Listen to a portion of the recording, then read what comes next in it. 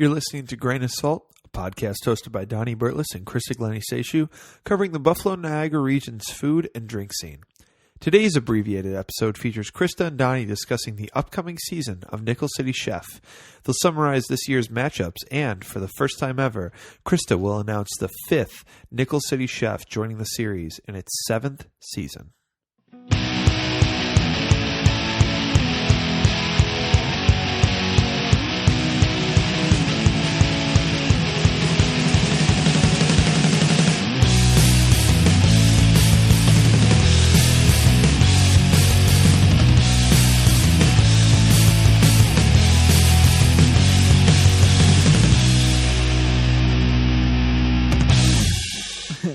I don't even know how to start this. Happy New Year. Yeah, Happy New Year. Well, Happy New Year tonight. Yeah. Right? Yes.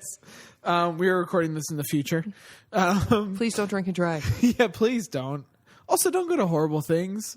Like, every New Year's Eve is just full of horrible parties that are like $200 a person for crap. Right, so that you can drink like liquor and eat or cold wait, hors like d'oeuvres. 30 minutes for a bar. Right. No, they call people who go out and eat on New Year's Eve, they call it amateur night. Those are the same people who go out on Valentine's Day. Oh, yeah. Like, don't do that. Yeah. I mean, Stay at it home. might be too late. You've already have your reservations Order for tonight. Chateaubriand from your butcher and cook. Yeah. Stay home. Have sex. Don't even eat anything.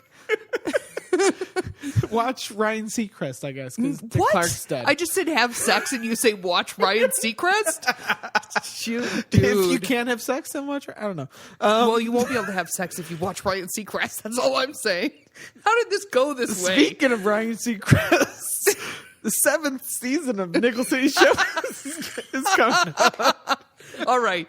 So, yes, the 7th season of... I cannot believe it's been 7 years. Yeah, so this is... this year will be like the 29th? I think the 29th show the is 29th through going on. Right, in count of how many shows we're having. Yeah. You'll start... We'll break 30 this year. Yeah, that's pretty crazy, right? Yeah, I mean, we've done more than 30 if you count all the private events and stuff we've done. But True. Yeah, no, I mean, it is crazy. It is. I almost can't even think about it because it kind of makes my brain hurt a little bit. Like, when I started it, what I thought would happen, and where I thought it would go, and it's still a lot of hard work, and it's still we still make mistakes and things go wrong, and we still change things every year. I was going to ask, like, do you feel more confident every year that goes by, or it becomes more familiar? I'm less worried about like being able. A lot of times when you're doing events, what you're trying to do is imagine all the things that could potentially go wrong or that you could not foresee, and having at least some idea of how you would manage that if it happens. I don't really worry about that so much anymore because we've already like lit the kitchen on fire, almost fired a challenger before they even got there, had the challenger show up at the last 3 seconds, having Mike fall off the stage. I mean, we've really had the sound go out, had the power go out. Yeah. We've really been through everything, and none of it's really been too awful. Yeah. So I shouldn't have said that. But anyway, so I don't really worry about that. I just always want everybody to have the best possible time we can create for them, from the chefs to the videographers to obviously the people in the audience. And I get really upset when I feel like people aren't having fun. So that's what I'm really focused on. I've been to a couple where like the crowd was like maybe a little bit quiet, and you were like, Get into this, people. Are they unhappy? Yeah. Did we not give them enough booze? When you take the microphone, you're like, are you not entertained? Yeah. You basically become... Well, I'm not trying to start a fight with anybody. Yeah. I just, it depends. It's so funny because, for example, in season 5, or 6, we had 5. We had one show where, like, I can't believe that we didn't get busted by the cops for the amount of drunk middle-aged women we had in the audience. And people were like starting fights and puking in garbage cans and like just total chaos. And then, other times it's like you can hear a pin drop and everybody's so respectful and so excited to be there, but so worried about like making noise or disturbing their neighbor. And it's like, this is a spectator sport. We expect people maybe not to be puking in garbage cans or manhandling their dates, but we do expect people to have fun.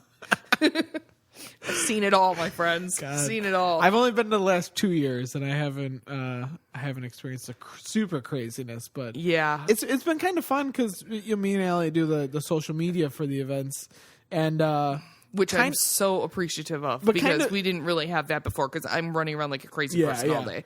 But we get there early, so we kind of get to see the whole process of everything. You get to hear me lecture everybody before the show. I kind of love it. Like that, I really get into it. Like I circled it on the calendar, and like I can't wait. Well, that's good. And obviously, other people do there. because you guys sell out like crazy. Yes, so we've sold out in under 2 hours every year, I think, since our 4th year, except for the 1 year when we tried a new ticketing agent and they shit the bed because they were like, we've never had traffic like this. We may be a national ticketing agency, but we've never had traffic like this in 1 hour, and we don't know what to do with it. And it was a nightmare for me and for my customers too, or guests. So I remember the 1 year that really stuck out was the year that Chris Dorsanio was the challenger chef, and that show sold out in under 5 minutes. Yeah. Yep. Which is insane. It is insane. And so in order to sort of address some of our customer needs, we're adding a 5th Nickel City chef this year, which is actually not something I ever thought we'd do. No? We've retired. Several chefs have retired. Yep. But we've never thought about adding a 5th person. And I just, in season 2, people might not know this. So season 1 happened in the summertime. Yeah. And there were 4 shows, and it was so bloody hot up there. It was sucked. So then we moved the shows to the wintertime, and we had such huge demand for tickets that first year that we actually tried to do 8 shows the second year. I actually retroactively went back and watched all those videos. So I'm sorry. So although Nate did a great job on the videos, but so we had 8 shows that second year, and it became such a slog for our staff who's there for every show. Yeah. Right. So Mike and our video guys and our camera guys and Bert and whatever, people who were there 8 shows. And the chefs, it was super challenging because they really are already tremendously busy people, and they really have to dedicate a lot of preparation time and staff it's not just time. one day. Right. No, I mean, we work on this for months beforehand. So, I think that the thing is that the 8 shows was just too much for the staff. And the truth is they ran into May, and when May comes, Buffalo gets spring fever, and the tickets sold out, but people didn't show for their seats. They wanted to stay home and garden or drink Budweiser in their yard or whatever. So we just decided to run with 4 shows. It never occurred to me that I would add more shows. Yeah. And then last year I started thinking about how the restaurant industry's really changed in Buffalo a lot. We've got a lot of new, young, exciting things happening. Yeah. And then in order for Nickel City Chef to reflect sort of that change and to meet the desires of our customers, that we should add a 5th Nickel City Chef and therefore a 5th show. Nice. And so big deal. It is a big deal for me after 7 years, and for the Nickel City Chef crew, which just last year cooked at the James Beard Foundation together, and we all have a very special sort of relationship with each other. And so to add a 5th person is an interesting thing. We'll see how it goes. But I'm pretty confident, because when I consider people to be Nickel City chefs, I not only want somebody who has who works for an independent business and is an executive chef, if not the owner of their business, and has a distinct culinary point of view, but also who is a team player, and who understands that this show is not about them. This show is about showcasing Buffalo's finest food to the greater world, which also includes Buffalo.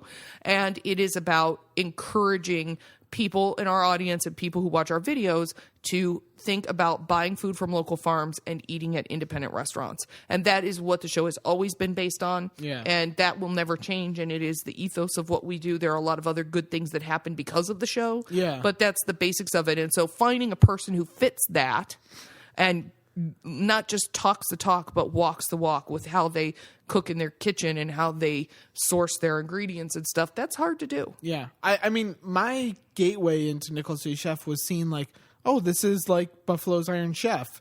And so I was just super excited just because of that. Well, and then when I first went to my first competition, to see really it was about showcasing like the ingredient and the producers and stuff like that. That was one of those catalysts that like got me and my wife into the point where we are now, where we don't buy meat from grocery stores. Yeah.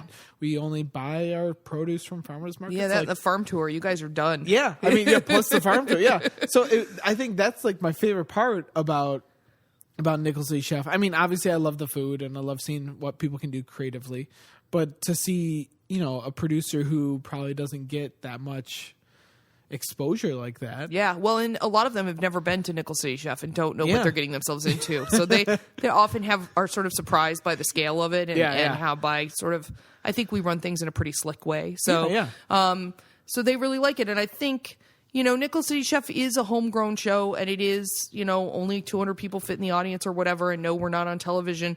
But the truth is that, I did a massive amount of research and continue to do research as we move forward, not just done trying to make it better. Yeah. And what Iron Chef does in 8 hours with multiple takes and lots of stopping and starting and totally new fresh plates refired for the judges and whatever, we do in an hour and 15 minutes live in front of an audience.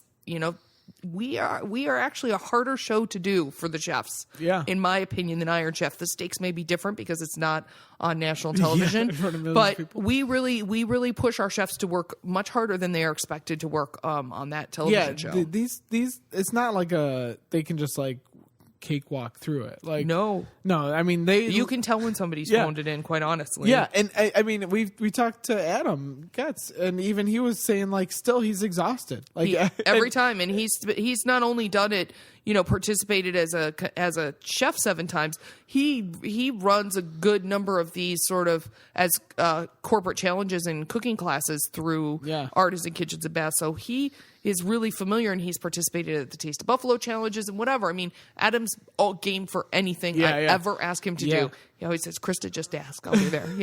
And so he's really of all people, Mr.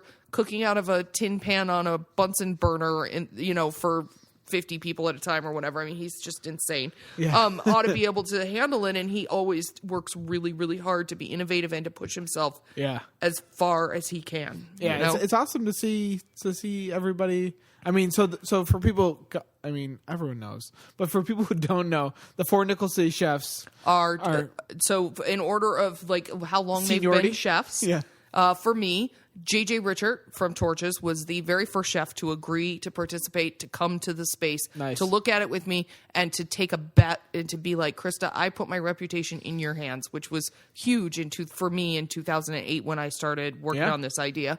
Adam Getz, formerly of Sample, now of Craving, second chef who was signed on. And then currently we have 2 newer chefs. Brian Meadis of Bacchus, great guy, one of the few men in town I can't drink under the table. And Jennifer Boy of the Mansion on Delaware Avenue.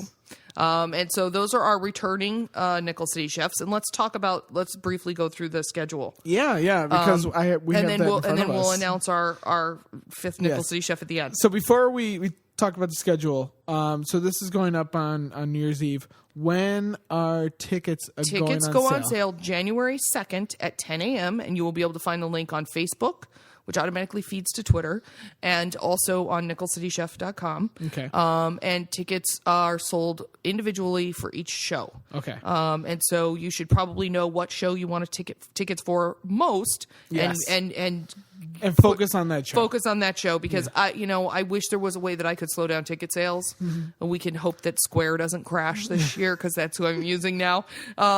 And I don't think they will because they have a huge system. But we're just gonna cross our fingers and hope that everybody gets what they want. It makes me cry when people send me sad letters. I so wanted to go see my sister's boyfriend cook at this show, or I've been trying to get my ailing grandmother tickets for 4 years, or oh my god, it just kills me. So hopefully we'll meet everybody's needs this year. But I would also say that maybe is not the worst problem to have as an event. I suppose I can't. It's very hard for me to look at that way. Of course, I'm glad tickets sell out because really the truth is we couldn't run the show if tickets didn't sell out. Sure. So I'm glad that tickets sell out, but it also just kills me. Yeah, I feel so bad. Yeah. All right, so let's go down the schedule. We'll do the first 4, which are the standard Nichols Street chefs that everyone knows and loves. Right. So you have the dates in front of you, right? I do, yes. So the first show is February 22nd, and that is between Jennifer Boy, who people who might not know is the executive chef at the Mansion. Such a badass. Yeah, and is a badass. Total badass. And she's competing against Mike Thill, who is the sous chef at the Black Sheep. Yes. Under Steve Gedra. Yes, and Mike is also a badass. Yeah, yeah. So I mean, that's literally and in the kitchen. Yeah, no, right? So it's going to be a serious throwdown between them, although it will be very friendly, which will be nice. Yeah. For a change. Yeah. So, yeah, and I from what I understand, Mr. Gedra might be making an appearance as Phil's sous chef, so we'll see how that goes. Really? Yeah. And Jennifer will be assisted by Dan Borelli, who's a genius. Who's a super talented chef. Yeah, so that's going to be a great show. Yeah, that's a lot of talent. I'm really excited to open the season with so much fun. Yeah, that's really cool. I'm really excited for that. It's going to be awesome. Yeah. So the second competition is March 8th, and that is Brian Metis of Bacchus. Right. Versus Dustin Murphy of Tabri. Correct. So Dustin was the sous at Tabri under Bruce Weisela and has taken the reins there as executive chef. Mm-hmm. And often when I'm pairing up challengers, so first of all, we don't deal with people who have vendettas against each other. So that's the number one way that I look at it. The number 2 way is who's available when. Mm-hmm. And then the third way that we look at it is whose food is complementary. And complementary to me is either people who have completely opposite styles or styles that are very similar. Yeah. I don't really, if it's murky, I'm not really interested. I actually think that that Dusty and Brian have very similar styles, even though Dusty's food has sort of a French component to it, and Brian's food, it definitely feels Italian in some respects. The two of them really do, new American cuisine, so I really think that should be interesting. Yeah, and it's cool to see Dusty kind of, I mean, he's had the Tabri gig on his own now for a while. Yeah. But it'll be cool to see him really out, in front of Yeah, and Murph is a great guy. So, it'll be great. Yeah. So the third show is Adam Getz of Craving versus Brian McCosey of Black Iron Bistro, which we talked about last week on our best of 2014. Right. So Brian was the sous chef at Vera for a while. Mm-hmm. Although I don't know how much say he had over the menu in any way. Yeah. But he's opened Black Iron Bistro, which is beautiful, and he spent 10 years rehabbing that space, and so he's very invested in it. And he and Adam have really similar styles. Everything's made from scratch. Super sourced from farms, really, really fresh, and global influences to some extent. And I'm really excited for that show. Yeah, when we first started talking about these, that was like the one matchup I was like, wow, that's like a really good, comparable. Yeah, and they don't know each other, but I think they're going to be like buds. I think a lot. Nichols City Chef makes a lot of friends between the chefs, and I think those two guys are going to be buds. Yeah, my favorite is always seeing. Like going to Nichols City Chef and then seeing like the guy who's competing next at competition. Yeah, because they come. A lot of the chefs, I will give them and their sous seats to come see the show before theirs, so that they can kind of have a sense of what they're really getting themselves into, and it helps them ask better questions too. But it's always fun to watch those guys just kind of hang around and just be like, so this is what's up, huh? Basically, they're sweating and shitting themselves. But anyway, yes. I remember Ed Forrester brought a tape measurer. To his, so he could measure how much space he had between equipment. It does not surprise me at all. I actually didn't know that. That's a story for the ages right there. For the fourth competition, we have JJ Richard of Torches, The Garage, I guess Smoke on the Water. Yeah, Smoke on the Water. His brother's in the kitchen there, but he's an owner. He's part, a king of Tonawanda, if you will. Versus Vince Gonzalez of Jaguar at the Bistro. Victor Pera Gonzalez. That's okay. Yeah. Of Jaguar at the Bistro. So Acapulco-born chef here doing modern food, in Youngstown. Really great food. I Yeah. really like his food. Yeah, we talked about it last and week. I think that's what is a good pairing about the two of them is that they both use really bold flavors. Yes. And are not scared to use some kind of off the wall techniques in some cases, which sometimes works and sometimes doesn't. Yeah, yeah. And I think that that'll be really a good pairing in terms of food. The other interesting thing is that so Victor's sous chef is his sister, who happens to be deaf. And so the way they communicate in the kitchen is kind of fascinating. It's nothing like anything you've ever seen before. Really? And so that is going to be a really fascinating show for people, and I'm actually really excited about it. That's really interesting. Yeah. And what's funny is that when I called JJ and was like, all right, I go into like my spiel, I'm expecting it to take me 20 minutes to convince him that some restaurant from Youngstown is like, going to make him work hard. Because JJ always says, I don't want to win by a lot. And I don't want to lose. I want to win by 1 point, which means he wants to bust his ass. Yeah, yeah. And I've got respect for that. So Yeah. sometimes I have to sell him on somebody. I would also say, out of all the Nicholas A. chefs, he's probably the biggest showman. Oh, for sure. The 12-pound lobster wasn't a hint. I will never And it was the forget that. time that he decided to hand carve ice mugs for beer. Well, anyway, for reals, he really did that. He also set the kitchen on fire one year, but whatever. So I think that when I thought I was going to have to spend 20 minutes explaining to him, like legitimizing the qualities of the chef, thinking that Yeah. JJ would be like, why do I want to go up against somebody from some little restaurant in the middle of nowhere? Although I love Youngstown. But he had already eaten there. And he was like, I love that dude. I had the best meal there. And I had oh my God, I'm so excited. And I was like, yay. So I'm excited for that. And Awesome.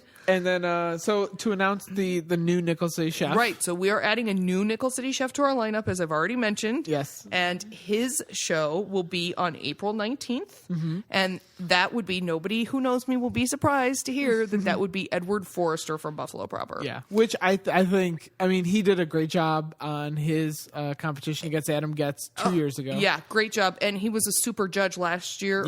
Yeah. Mm-hmm. So earnest about the ethos of the show. Yeah. And the farm sourcing and all of that. Really just I've never seen Ed so like demure and respectful and organized. He's always organized. He always has his shit together. But there's just like this certain aura about him in competition that is tremendously gentlemanly. Yes. And he was very respectful of the requirements that I have in place for organization that have to happen in order for us to run the show successfully. Yeah. Not every chef is so good with that. So, and plus his food is fucking brilliant. Yes. Yeah. And so Brilliant. I was thinking, like, if there was one person to add to the Nicholas A. chef lineup, like, I think he clearly would be the front runner. I couldn't be more proud. And all the Nickel City chefs that I've talked to about it, there's one I haven't yet because we just haven't had time. But everybody else who I've talked to extensively about it has just been beaming with, Awesome. happiness that he's joining us. And so he will be going up against Satomi Smith from Sato, which I Yeah. think is really interesting because it's fun this year. We don't usually have people who have a culinary point of view outside of Italian and French. Yeah.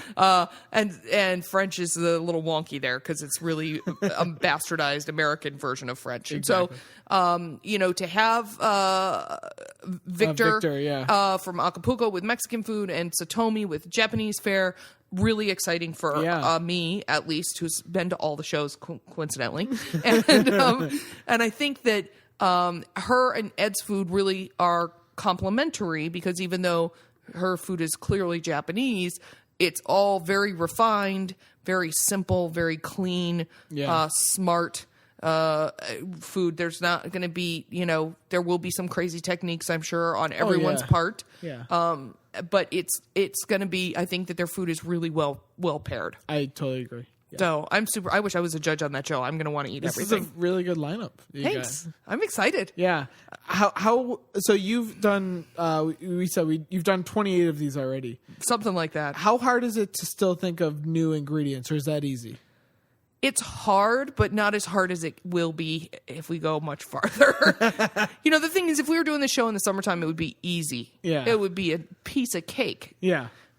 Doing the show in the dead of winter and having come up with 28 plus local ingredients that are non-repetitive, super challenging, but not as hard. I mean, I could next year probably won't be hard either. After that, super hard. And in my head right now, Nickel City Chef probably not going to last beyond 10 years at the stretch. Oh. Like, I don't know how many more years I could do this. So I'll have something to say about that. Yeah, well, you want to sell it to somebody. I don't know.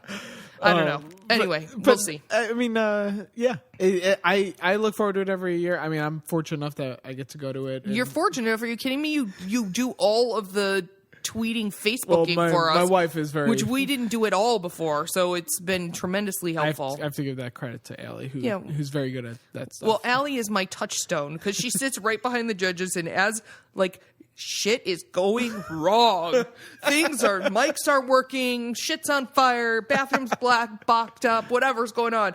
Allie's sitting the calm in the middle of the storm. And Allie with her great beauty sitting at that table, typing away like nothing's wrong. It's like the best little touchstone in the world. She does a very good job. She is. She's awesome. But yeah, I'm super excited about this. Yeah, and judges coming in from out of town. We'll have to keep you posted about that, because sometimes it's really hard to get everybody nailed down. Good judges again this year, and really cool ingredients. So it's are those be fun. all finalized? You already have your idea? That's a done deal. I have to secure that stuff starting in September. I start on that. Nice. Yeah. Awesome. Fun. So for last we'll say this one more time. People can buy tickets on January 2nd at 10 a.m. Expect them to sell out in an hour, so please set your clock and make sure you're on it. Listen to this list. We'll probably post this list somewhere else so people can read it. And it'll be on the website, whatever else. So look at nickelcitychef.com or at Facebook for Nickel City Chef or Twitter for Nickel City Chef, and you'll have the link to tickets. Yeah, but focus on the show that you really want to go to and go right for that one. Yeah, because if you want a couple shows and you don't narrow in on the one you want, you might end up in trouble. Get nothing. Yeah. Yeah. All right. Thanks, kids. Yeah, and enjoy the shows. Let's go eat. Yes.